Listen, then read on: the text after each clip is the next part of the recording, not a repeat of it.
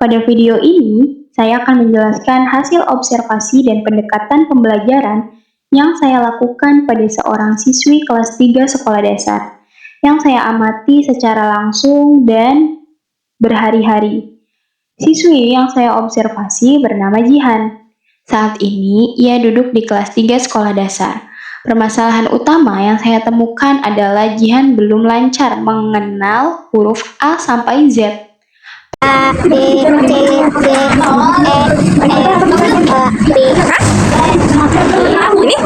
Ini huruf G. Padahal, secara usia dan jenjang kelas, seharusnya kemampuan tersebut itu sudah dikuasai sejak kelas awal.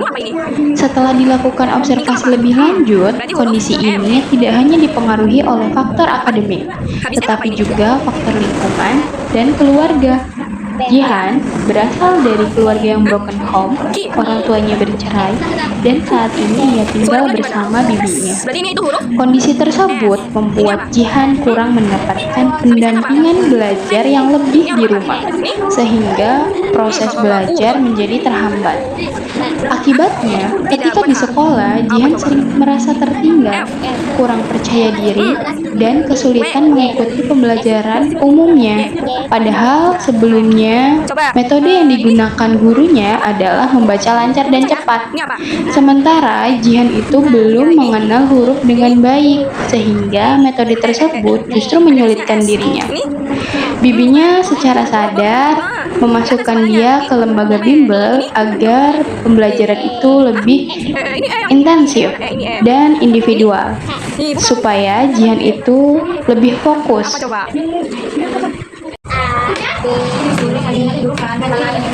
Dari sini, saya melihat bahwa permasalahan Jihan itu bukan pada kemauan belajarnya, melainkan pendekatan pembelajaran yang belum sesuai dengan kebutuhan permasalahannya. Coba nama Jihan yang mana? Jihan. Ambil. Ya, taruh di sini. Jihan. Berdasarkan permasalahan tersebut, saya memilih menggunakan pendekatan multisensori dalam proses pembelajaran menurut pendidikan inklusif. Pendekatan multisensori merupakan pendekatan yang melibatkan lebih dari satu indera, seperti penglihatan, sentuhan, gerakan, sehingga sangat cocok untuk digunakan anak yang mengalami kesulitan belajar, termasuk anak dengan latar belakang ABK atau hambatan belajar. Langkah awal yang saya lakukan adalah tidak langsung menuntut Jihan untuk membaca, tetapi kembali ke tahap dasar dulu, yaitu pengenalan huruf A sampai Z. Saya menggunakan media kartu huruf berwarna yang setiap kartu itu berisi satu huruf dari A sampai Z. Pemilihan kartu berwarna ini bertujuan untuk menarik perhatian Jihan, mengurangi rasa bosan, membantu daya ingat visual. Kiri atas melingkar, titik kanan atas melingkar, titik tinggal tangan kanan. Kiri. Dalam praktiknya, pembelajaran tidak saya buat kaku. Jihan saya ajak bermain sambil belajar. Misalnya, menyebutkan warna kartu sambil menyebutkan huruf, menyusun huruf secara acak, menebak, mengulangi huruf dengan cara menunjuk, memegang, dan menyebutkannya bersama-sama. Terkadang saya ajak main tebak-tebakan huruf. Dengan cara ini, Jihan tidak merasa sedang belajar berat, tetapi merasa sedang bermain. Pendekatan ini juga mampu membantu membangun rasa aman dan nyaman yang sangat penting bagi anak dengan latar belakang keluarga yang kurang mendukung secara emosional.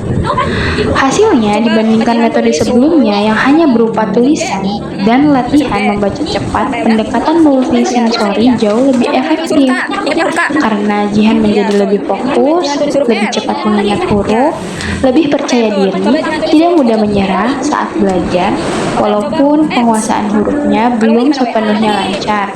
Namun sudah terlihat nih perkembangan yang signifikan dibandingkan kondisi awal.